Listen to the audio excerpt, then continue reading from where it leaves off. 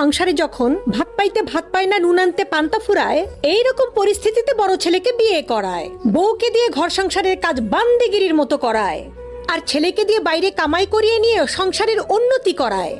সংসারের উন্নতি করতে করতে যখন বড় ছেলের জীবন পান্তা, আর বড় বউ তো ওই যে আগে থেকে কাজের বুয়া হয়েই আছে। বড় ছেলের টাকা পয়সা দিয়ে যখন সংসারে উন্নতি হয়, সংসারে সচ্ছলতা আসে, তখন ছোট ছেলেকে করায় বিয়ে।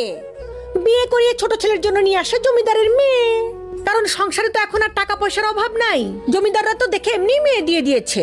ছোট ছেলেকে বিয়ে দিয়ে জমিদারের মেয়ে নিয়ে আসার পর তখন আর বাবা মায়ের বড় ছেলেকে ভালো লাগে না। বড় ছেলে তখন তাদের কাছে খ্যাত, তার কথা বলার ঢং ভালো না, উঁচু লেভেলের সাথে মিশতে পারে না। বড় ছেলেকে তখন জাতের মনে হয় না, কোনো পদের মনে হয় না, আধুনিক মেন্টালিটি বলে তার মধ্যে কিছুই নেই। আর বড় ছেলের বউ, সে তো পুরাপুরি একদম অশিক্ষিত, মূর্খ, চাষা, মানে তার মধ্যে কোনো শিক্ষা দীক্ষা, সৌন্দর্য, স্মার্টনেস কিছুই নাই। বাংলাদেশে এরকম টাইপের যত